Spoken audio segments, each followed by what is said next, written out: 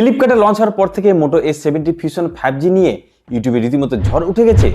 বড় বড় টেক ইউটিউবারদের কোলাপ ভিডিওতে এই ফোনটা শুধু প্রশংসা শোনা যাচ্ছে। কিন্তু প্রশ্ন হলো, এই হাইপ কি সত্যি যুক্তিযুক্ত? আজকে এই ভিডিওতে আমরা এই ফোনটার অপারেশন করব, জানবো মোটো এস সিরিজের আগের ফোনগুলোর তুলনায় এই ফোনটাতে কতটা উন্নত করা হয়েছে বা কোথায় কোথায় কম্প্রোমাইজ করা হয়েছে। আর সব থেকে বড় কথা, 25 থেকে 26,000 রুপির মধ্যে এই ফোনটা কি আমাদের কেনা উচিত, না এই দামের মধ্যে অন্য কোনো ফোন আমাদের জন্য বেটার অপশন হবে? চলুন কোনো রাগডাক না রেখে আজকে রিভিউটি শুরু করা যাক।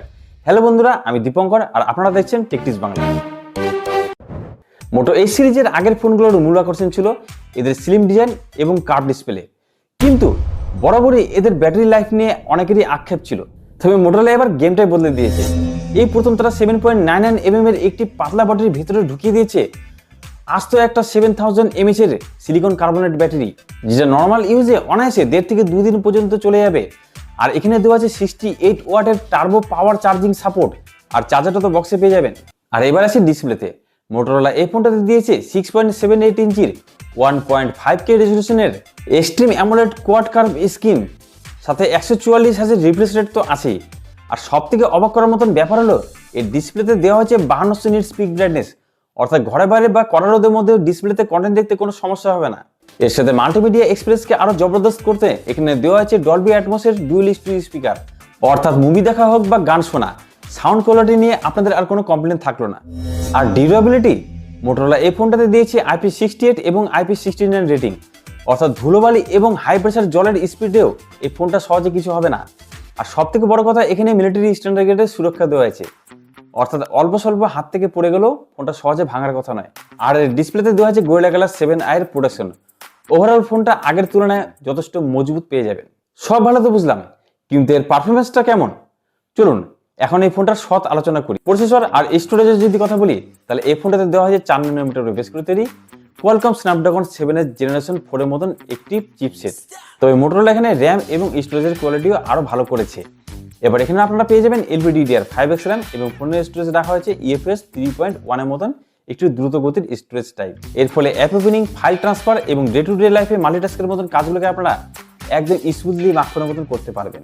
তবে ডেইলি টাস্কে কোনো সমস্যা না হলেও আপনি যদি একজন হার্ডকোর গেমার হন, ফ্রি ফায়ার বা BGM এর মতন গেমগুলোকে আপনি ঘন্টার পর ঘন্টা ফোনে খেলতে পছন্দ করেন, তাহলে এই ফোনটাতে আপনি যদি গেম খেলেন বহুক্ষণ ধরে, তখন গরম হতে পারে। তবে এই ফোনটার আরেকটি বড় আকর্ষণ হলো মোটো AI। বর্তমানে AI এর যুগ এবং মোটোরোলাও এক্ষেত্রে পিছিয়ে নেই। এই ফিচারের মাধ্যমে আপনারা সরাসরি গুগল জেমিনি, পারপ্লেক্সিটি এবং কপিলেটের মতন পাওয়ারফুল AI অ্যাপগুলোকে খুব সহজেই ইউজ করতে পারবেন, যা আপনার স্মার্টফোন ব্যবহারের ধরনকেই বদলে দিবে। তাহলে এই ফোনটাতে কোথায় কম্প্রোমাইজ করা হয়েছে? কম্প্রোমাইজের নাম আসলে প্রথমে এর ক্যামেরাটিকে আমাদের বলতে হচ্ছে। এই ফোনের মেইন ক্যামেরাতে দেওয়া হয়েছে বিশ্বের প্রথম 50 মেগাপিক্সেলের সোনির LYT 710 সেন্সরটি, যেখানে OIS এর সাপোর্ট পাবেন। ডেলাইট এবং কালার কনসেন্ট্রেসিতে এই ফোনটা সত্যি দুর্দান্ত, কিন্তু এখানে কোনো ডেডিকেটেড টেলিফোটো লেন্স ক্যামেরা নেই। আর 13 মেগাপিক্সেলের আল্ট্রা ক্যামেরাতে ম্যাক্রো ছবি তোলা গেলেও এখানে ডিটেলিংয়ে আরও উন্নতির সুযোগ ছিল। তাছাড়া 7000 mAh মতন বড় ছোট ব্যাটারি দিতে গিয়ে ফোনটার ওজন একটু বেশি করে ফেলেছে মোটোরোলা।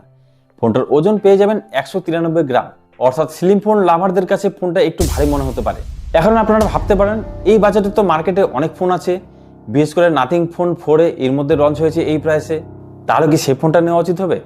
দেখুন, নাথিং ফোন 4 এর ফোনটার সাথে যদি মোটোরোলা H70 ফিউশন ফোনটার তুলনা করি, আর এক্ষেত্রে দুটো ফোনের প্রসেসর সেম থাকলেও মোটোরোলাতে আপনারা পেয়ে যাবেন ভালো কোয়ালিটির ডিসপ্লে, উন্নত ফাস্ট চার্জিং সাপোর্ট এবং বড় ছোট ব্যাটারি এবং আরও ভালো কোয়ালিটির ডিসপ্লের ব্রাইটনেস। অর্থাৎ সব দিক থেকে যদি তুলনা করি, তাহলে মোটো S70 ফিউশন ফোনটা নাথিং ফোন 4 এর ফোনটার তুলনায় আরও বেশি উন্নত এবং বেটার।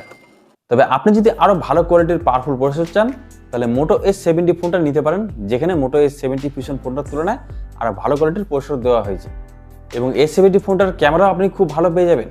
কিন্তু আপনি যদি fast storage, latest AI features এবং টানা ব্যাটারি লাইফকে গুরুত্ব দেন, তাহলে মোটো S70 ফিউশন ফোনটাই হবে আপনার প্রথম চয়েস। তাহলে শেষ সিদ্ধান্ত আমাদের কি? এই ফোনটা কি আমাদের কেনা উচিত হবে, না এই ফোনটার বদলে অন্য কোনো ফোন আমাদের জন্য বেটার অপশন হবে? দেখুন, এই ফোনটার বর্তমানে 8GB 128GB দাম রাখা হয়েছে 27,000 টাকা, এবং বিভিন্ন ব্যাংকের ক্রেডিট কার্ড বা ডেবিট কার্ড আপনি যদি ডিসকাউন্টে লাগাতে পারেন, তাহলে 25,000 রুপির মধ্যে ফোনটা কিনতে পারবেন। তাহলে কারা এই ফোনটা কিনবেন? দেখুন, আপনি যদি এমন একজন ইউজার হন যার একটি অসাধারণ ডিসপ্লেওয়ালা ফোন চাই এবং ভালো কোয়ালিটির AI ফিচার্স চাই, এবং যে ফোনে 1.5 থেকে 2 দিন পর্যন্ত চার্জ চলে যাবে, অর্থাৎ চার্জের চিন্তা করতে হবে না, এবং যিনি মাল্টিটাস্ক করতে পছন্দ করেন, অর্থাৎ ভালো কোয়ালিটির স্টোরেজ পছন্দ করেন, তারা চোখ বন্ধ করে এই ফোনটা কিনতে পারেন। এই বাজেটে এই ফোনটা সত্যি একটি ভ্যালু ফর মানি ডিল। তাহলে কারা এই ফোনটা এড়িয়ে চলবেন? দেখুন, আপনি যদি একজন সিরিয়াস গেমার হন, ফ্রি ফায়ার, বিজিএম এর মতন গেমগুলোকে আপনি বহুক্ষণ ধরে খেলতে পছন্দ করেন, বা আপনি যদি একজন ক্যামেরা লাভার হন, জুম করে টেলিফোটো লেন্সের মাধ্যমে ফটো তুলতে পছন্দ করেন, তাহলে এই ফোনটা আপনাদের জন্য একদমই। তো বন্ধুরা, এই হলো মোটো S70 Fusion 5G ফোনটার অনেস্ট রিভিউ। ভিডিওটা ভালো লাগলে অবশ্যই একটি লাইক করতে পারেন। আর এই ফোনটার সম্বন্ধে আপনাদের কি মতামত? ফোনটা এই দামে কি অলরাউন্ডার ফোন হতে পারবে? অবশ্যই কমেন্ট করে জানাতে পারেন। আর এই ধরনের টেক রিলেটেড ভিডিও পছন্দ হলে অবশ্যই টেক টিপস চ্যানেলটিকে সাবস্ক্রাইব করে দেবেন। আজকে ভিডিওটি এখানে আছে বন্ধুরা, দেখা হবে আপনাদের সাথে নেক্সট কোনো ভিডিওতে।